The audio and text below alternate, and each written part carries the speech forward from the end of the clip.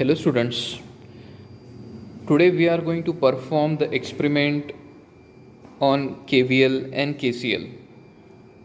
So already we have covered these points in the syllabus, so today we are going to perform the practical on KVL and KCL. For this we required one power supply, variable power supply, a trainer kit of KVL and KCL,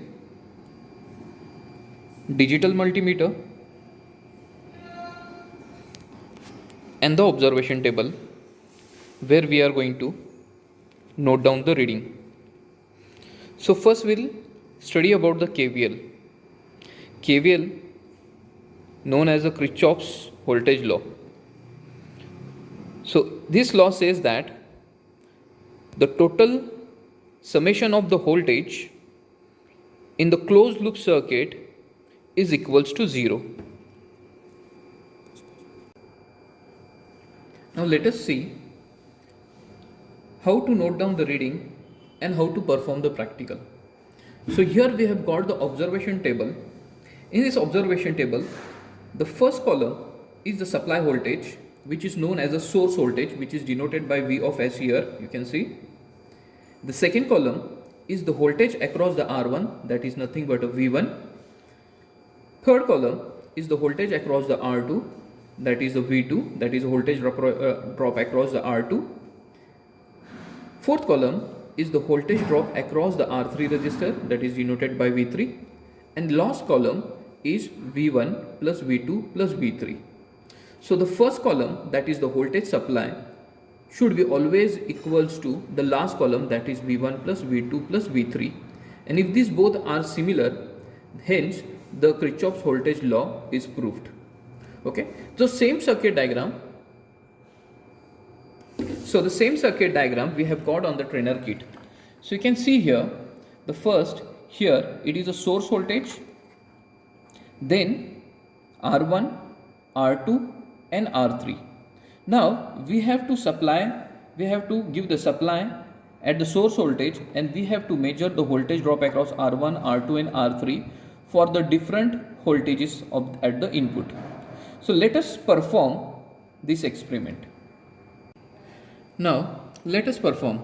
Now this is the power supply, variable power supply, which has got a range from 0 to 35 volt with 2 ampere of the current over here. Now we have connected over here with the help of a connecting wire, and I'm going to provide this voltages to the supply voltage, that is the input to the circuitry, as shown in the diagram. Then with the help of multimeter, we are going to first measure the input. So I'll turn it on, and first we'll measure the input. So as you can see here, the input voltage which we have provided here, it is a 5 volt. So let us note down the first reading. The input voltage is 5.02 volt. So here it is mentioned in the volt. Okay, so that is the input voltage. Now let us see the voltage drop across the resistor R1. So I have to connect this multimeter red color probe over here and the ground probe over here, and then we have to note down the reading, and this reading indicates that is the voltage drop across the R1, that is nothing but a V1. So in the next column in the observation table, we shall note down the voltage drop across the R1, that is 3.08. Now let us see what is the voltage drop across the R2. So we have to connect the multimeter across the resistor R2, which will be indicating the voltage drop across the R2. So the voltage drop across the R2 is 1.14. So in the next column, that is the voltage across the R2, that is V2, that is 1.14 volt. Now let us see the voltage drop across the R3 now. So I will be connecting the multimeter probes across the R3. Now this will be indicating the voltage drop across the R3, that is 0.81 volt. that is 0.81 volt. So we have calculated the voltage drop across R1, R2 and R3 with the supply voltage V in, that is 5.02. Pause के लिए calculator की Now एक minute 08 plus 1.14 plus 0.81, which is equals to 5.03. So the first column, that is the supply voltage, and the last column V1, V2 and V3 is similar to each other. Hence we have proved the Kirchhoff's voltage law. Similarly, now we are going to increase the input voltage, and simultaneously in the similar way we are going to take the next readings also. Now we have taken the reading with input voltage equals to 5 volt. Now let us increase the input voltage, and then we'll take a reading for the, now I'm going to make the input voltage equals to 10 volt.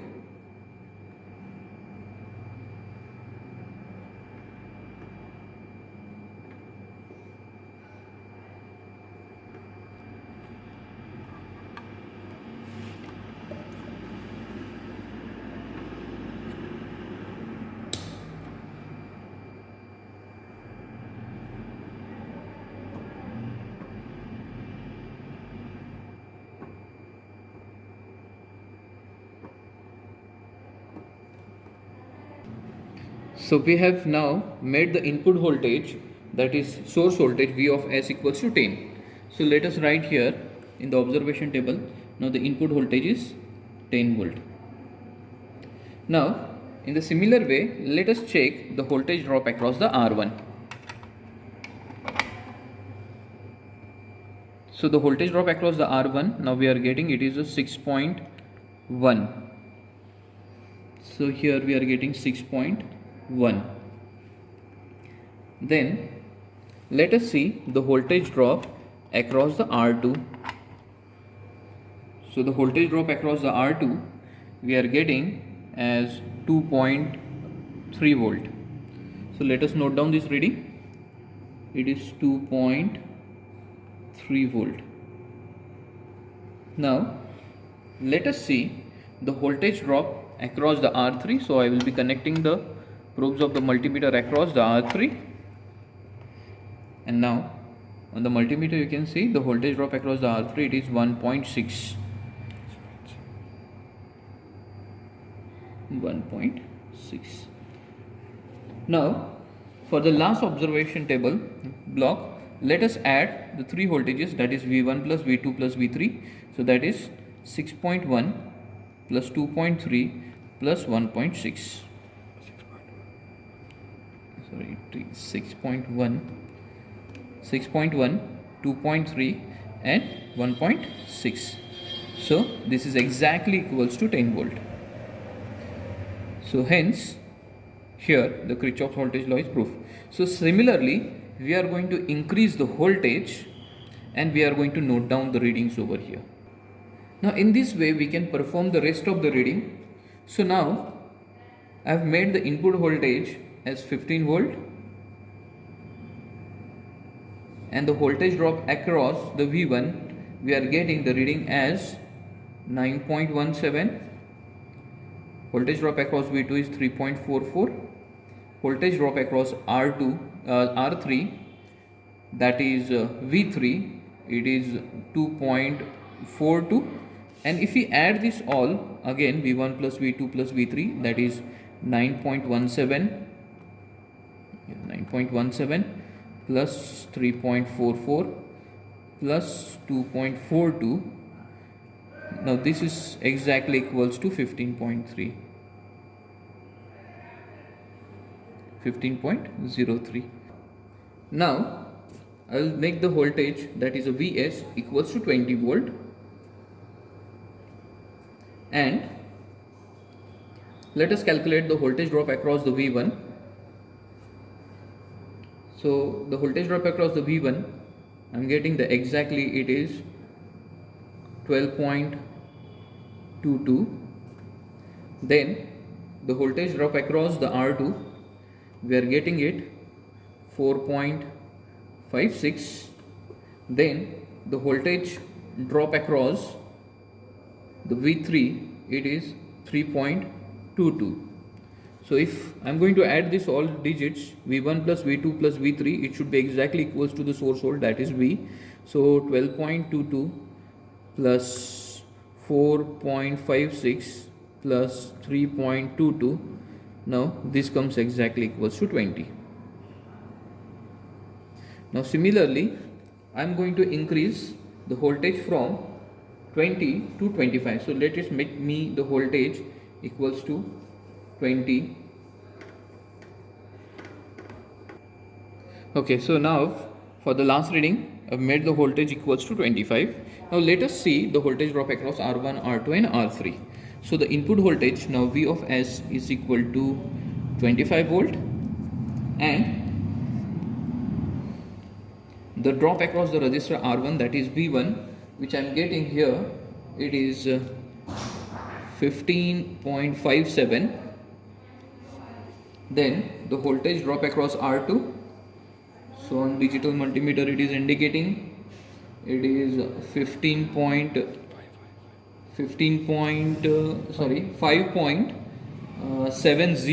I'm getting it 5.70. Then voltage drop across R3, that is a voltage V3, I'm getting it is 4.02. Okay, so let us add this V1 plus V2 plus V3 and let us see what we are getting. So 15.57 plus 5.70 plus 4.02. So here, just a sec, 15.57 plus 5.70 plus 4.02. So here I am getting something 25.29. So both are exactly similar. So here sometime you have observed that instead of 5.02 I am getting 5.003, or in the third reading you can observe that it is 15 and we are getting 15.03. So this is a permissible, or because the voltage drop, the value of the resistor, so this the calibration of the multimeter, okay, due to this we are getting this minor error over here, but it is neglected. And if you observe the first column and the last column, so this is how we have performed and proved the KVL. Okay, now let us study about the KCL, that is the Kirchhoff's current law. So the Kirchhoff's current law states that the total incoming point to the node or to the junction is equals to the total current leaving the junction. Now that is nothing but I equals to I1 plus I2 plus I3. Now here in the circuit diagram we can see that from the source resistor R of S, the I1 is entering into the circuit. Now there is one common node between R1, R2, R3 where the I1, I2 and I3 is flowing. So the total incoming current, that is I, should be equals to the total current flowing through the R1, R2 and R3. Now in the observation table, you can see that in the first column we are writing the applied voltage. Now in the second, we can see that we have to note down the current I which is flowing through the source resistor R of S. Third column, we have to note down the reading of the current R1, that is the I1. Then in the fourth column, we have to note down the reading of I2, that is the current flowing through the R2. Then in the fifth column, we have to note down the current I3 which is flowing through the R3.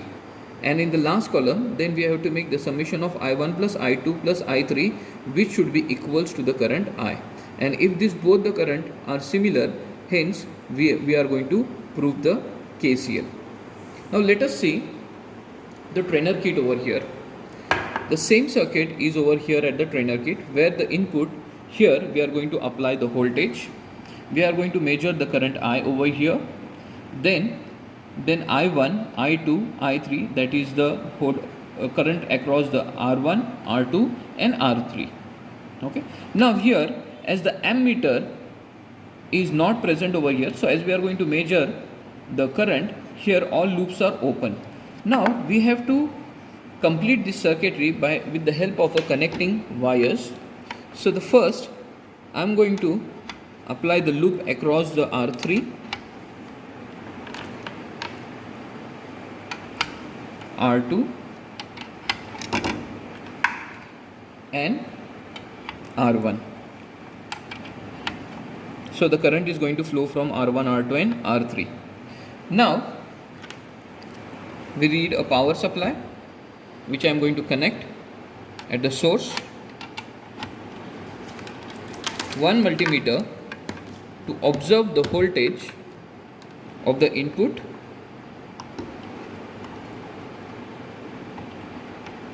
and one multimeter. So you can see here the multimeter is set to the voltage over here.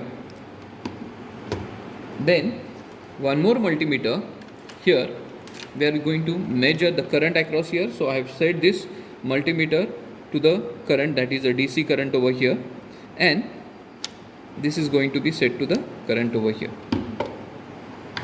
So as the current is calculated in the series, so the first connection instead of this ammeter, so I am going to place here the multimeter, ammeter. Already I have converted this multimeter into the ammeter. Now we have made the connection. Now let you know how to flow of charge is there, flow of current through the circuitry. Now from the power supply you can see the red wire over here. So the current I will be coming over here. It is going to flow through the R1. Then it will be coming at the node. From the node it is going to flow through the R1, R2 and R3. So this current which is flowing from the source current should be equals to I1 plus I2 plus I3. Now here the second multimeter, this is going to act as an ammeter. So whatever the current which is flowing from the R1, it will enter into the multimeter, and from the multimeter again it is going to complete the circuit. So this multimeter is connected in series, which is going to work as a ammeter. Now I am going to turn on. Let us take a first reading over here. So now I have turned on. I'll set the voltage to the 5 volt over here. The input voltage equals to 5 volt.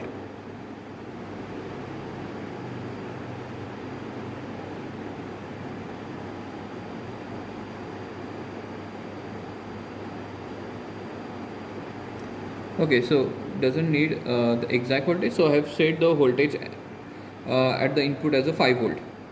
Now as I have set this multimeter, so I will be note down the voltage over here. It is 5.07 something. Now let us measure the current I which is entering into the circuit. So here this multimeter is connected in the series here, which is working like an ammeter over here. Now it is indicating the current through the at the starting, that is I, is equals to 3.80 milliamp. So I'll be noting down 3.80 milliamp. Okay. Now I'll be removing this ammeter from over here. Now I have to measure the current I1 which is flowing through the resistor R1. So I will be opening this link over here, short link, and this link I will be connecting at the start. Now this ammeter I am going to fix in the series with the resistor R1, and here you can find the current which is flowing through the R1, that is 0.85. So that is the current which is flowing through the R1. Now let us see the current flowing through the R2, that is the I2. So I will be removing this. Now let us short the link at resistor R1, and now I am going to connect.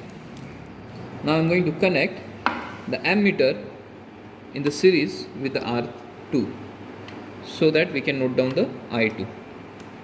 And I can see here, so I've got the reading for the I2, that is 1.19 milliamp. In a similar way, we have to take the current flowing through the R3. So now I will be removing this milliammeter. I will be shorting the nodes across R2, and I will be connecting the ammeter in series with the R3. So we got the reading, that is 1.72 milliamp. So that is 1.72 milliamp. So we have taken the first reading. So the last reading here, it is a summation of I1 plus I2 plus I3, which should be equals to I over here.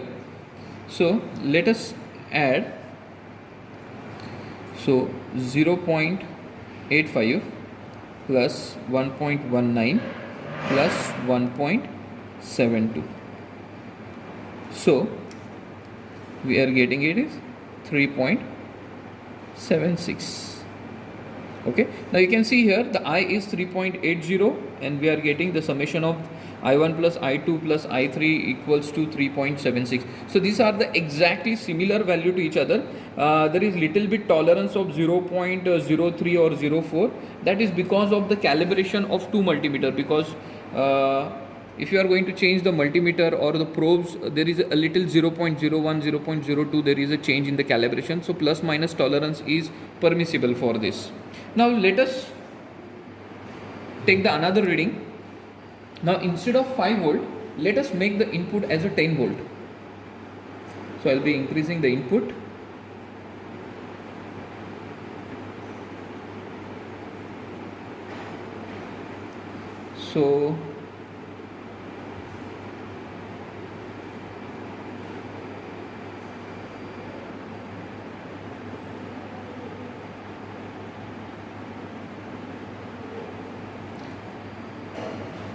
So I have made the input as a 10 volt over here.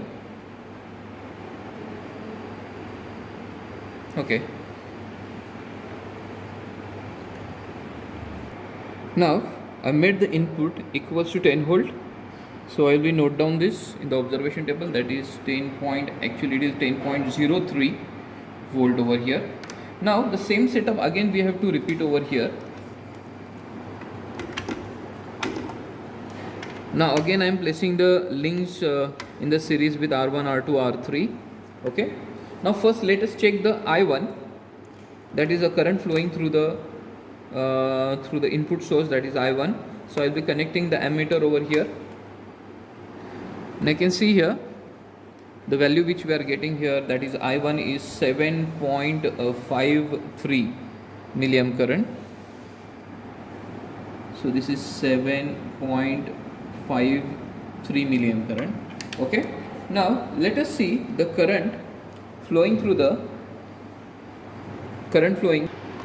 So we have calculated the I, that is 7.53. Now let us calculate the I1. So I will be removing this short link from R1. And now let us calculate the current I1.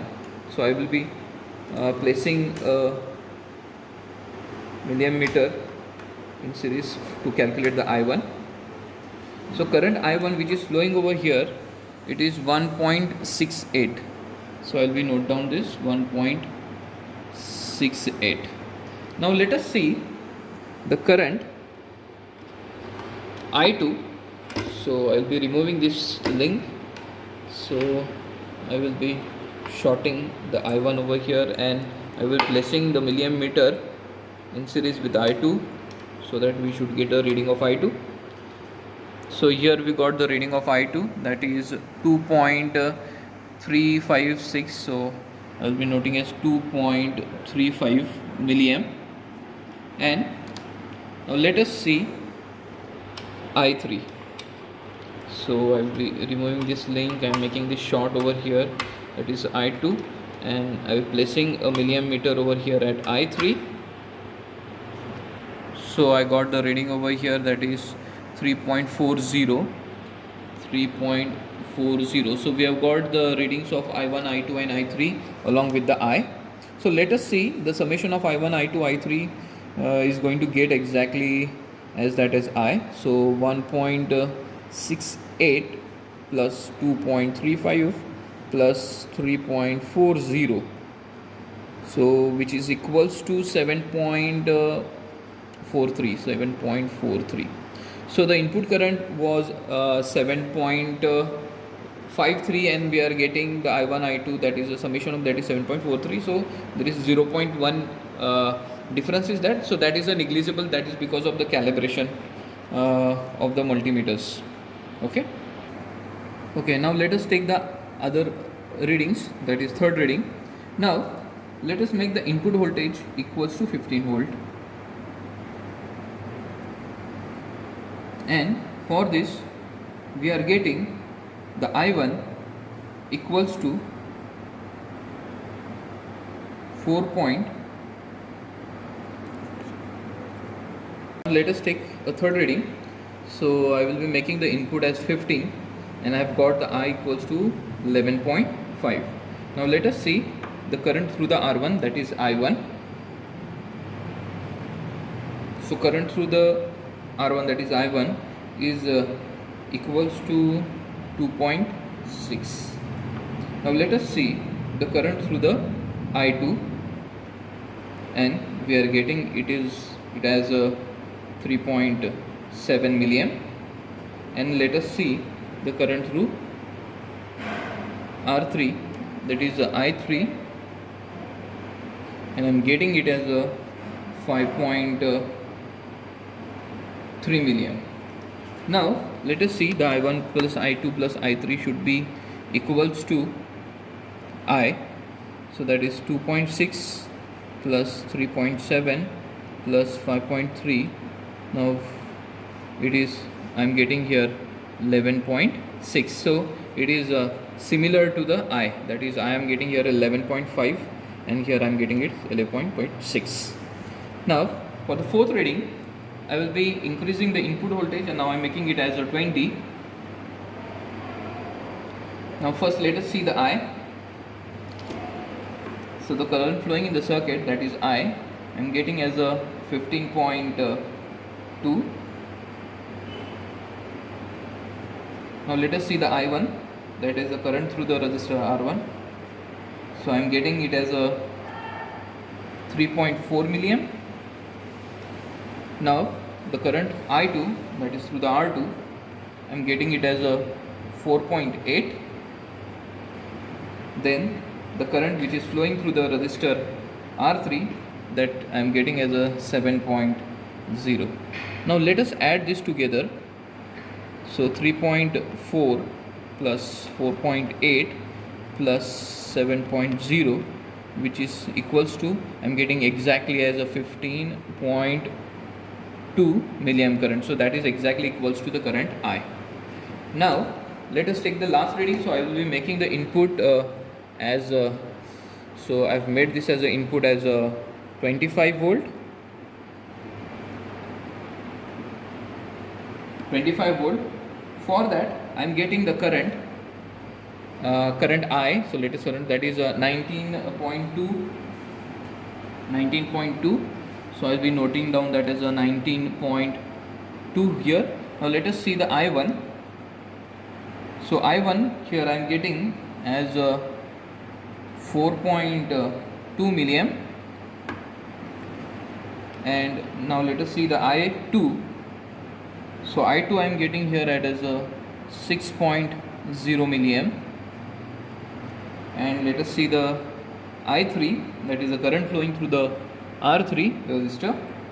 So I am getting here it is a 8.7 milliamp, that is the current flowing through the R. So that is 8.7, you can indicate, you can see that it is getting a 8.7 here. So let us add this together, that is 4.2 plus 6.0 plus 8.7, which is equals to 18.9. So 18.9, okay, which is exactly similar. Okay, so from this we can conclude that the total incoming current in the circuit is equals to total outgoing current in the circuit, that is total coming current at the node and current leaving the node is exactly similar. So hence we have proved the KCL.